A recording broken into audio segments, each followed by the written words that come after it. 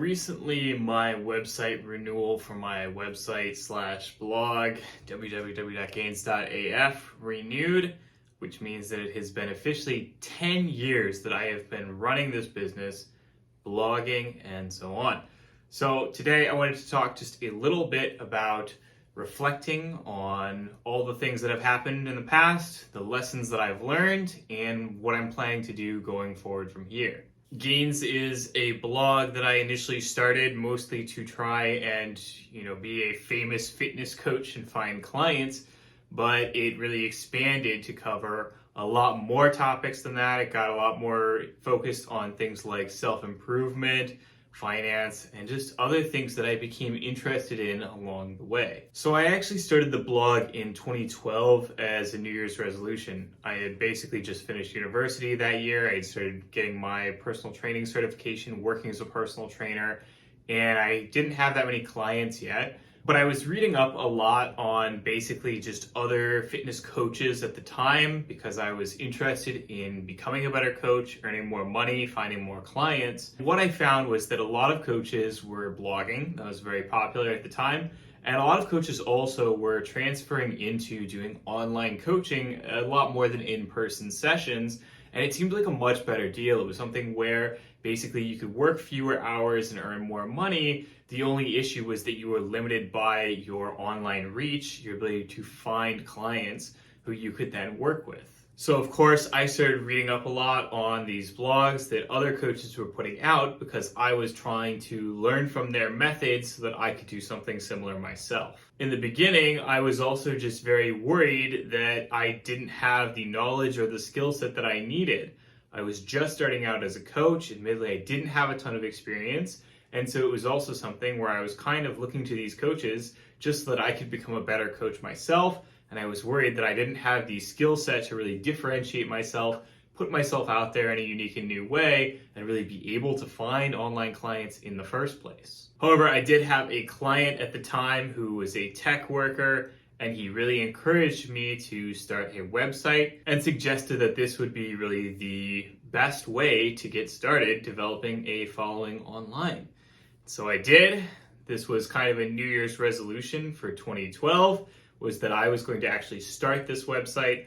Obviously, it took really quite a long time before I got any good at it. For the first few years, I posted very inconsistently, very erratically. I was really struggling to find a good voice. A lot of the stuff that I wrote was garbage in some form or another, wasn't particularly interesting or good. But I did manage to eventually find a few online clients, not very many, not enough that I was really making a lot of money off of it. It was just maybe a few $100 a month.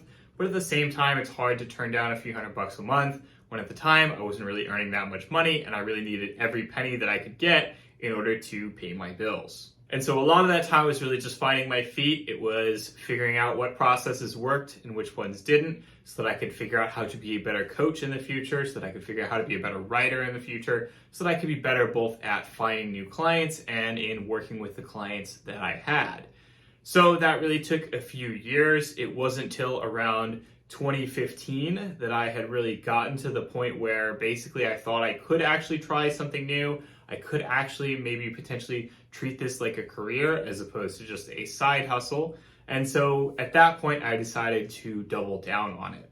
At the time, I had been doing a job that was very tough, demanded a lot of work out of me, a lot of hours, and I actually intentionally took an easier job that would cut down on my earning a little bit, specifically so that I could have more time to focus on developing my business.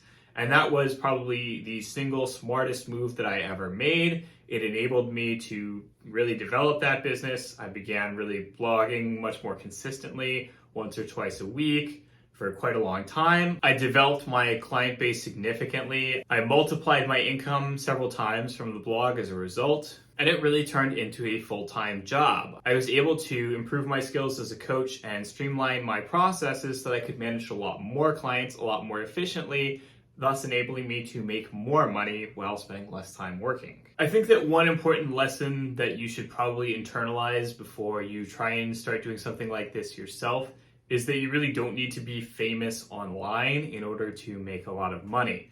So a lot of folks, they see basically all of these influencers and such on like Instagram or whatever, and they think, oh, look at this Jack guy. He has an insane number of followers. He must be making a ton of money. Well, interestingly, it's not always as connected as you might think. There are some people that I know who have basically massive followings, many more times than I have, and they still struggle to find business or make money.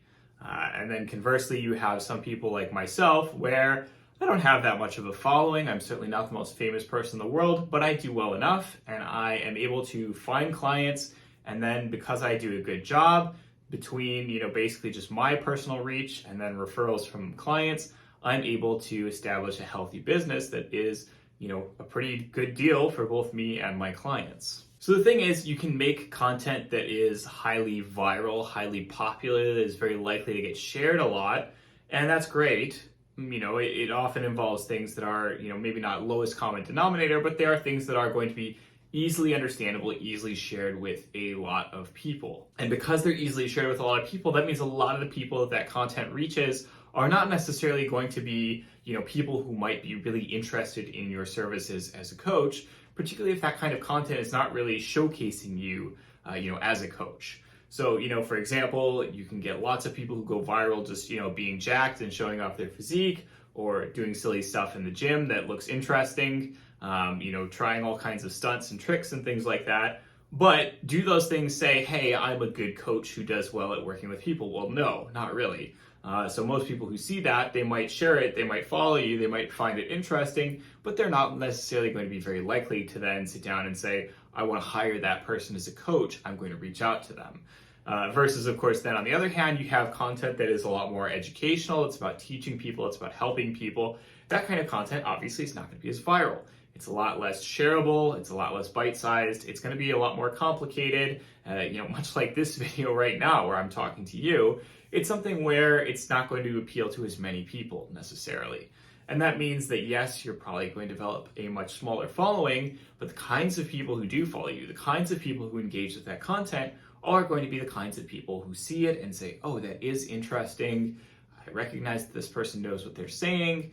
Maybe I am interested in reaching out to them or hiring them as a coach, potentially in the future. So at the end of the day, you really don't need to become super viral. You don't need to become super famous in order to make money online. It often just becomes about demonstrating a certain value that, a potential customer could get out of you or working with you or whatever product that you are going to sell.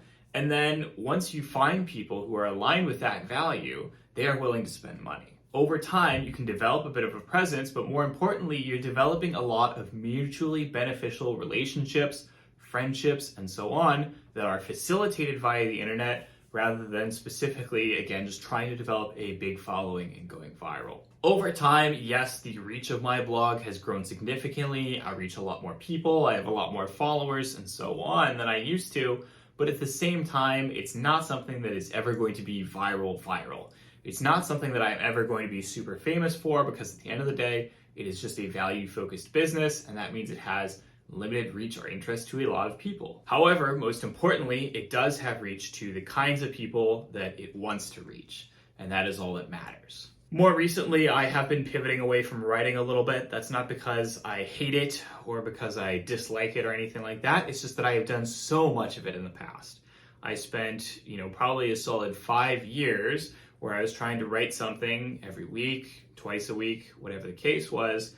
And the end result is that I now have over 250 posts on my website. I have covered so much stuff from so many different topics. That's not to say that I've covered every topic. Of course, there's always more stuff to write about.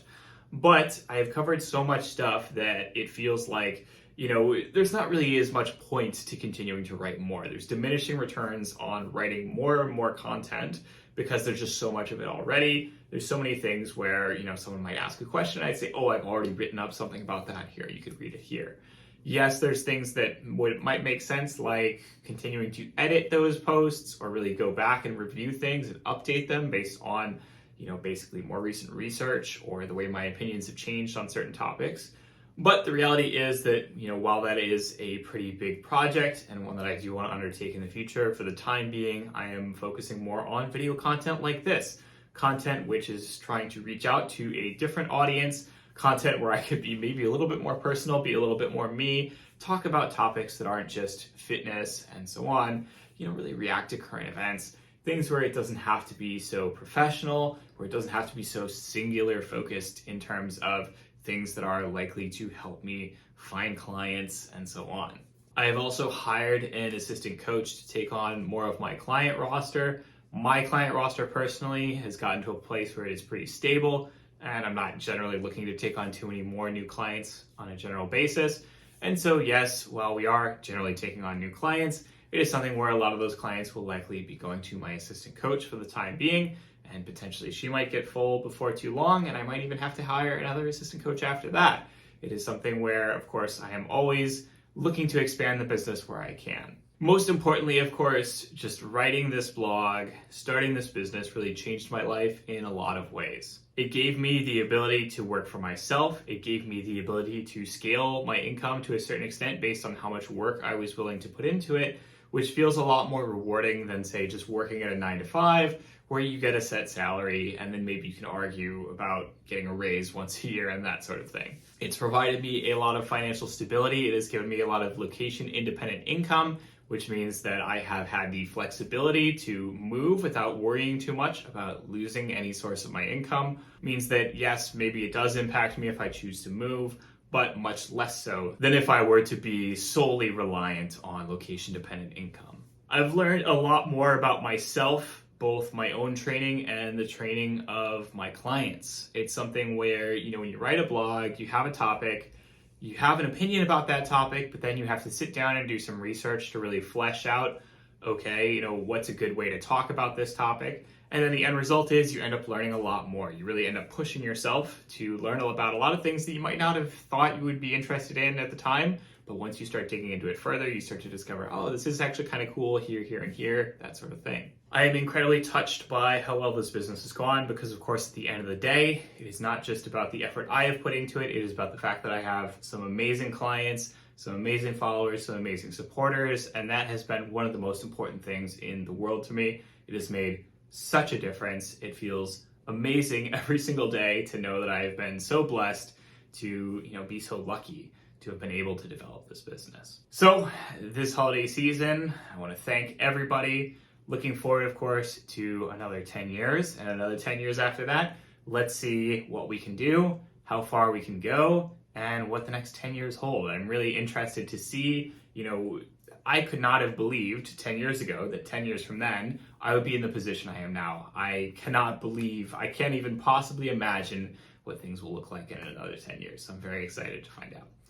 So, as always, if you like this video, don't hesitate to comment down below. Let me know what you'd like to see in future videos. Subscribe, hit that notification bell, hit that like button, help level up the channel. I will see you all next week. Have a good one.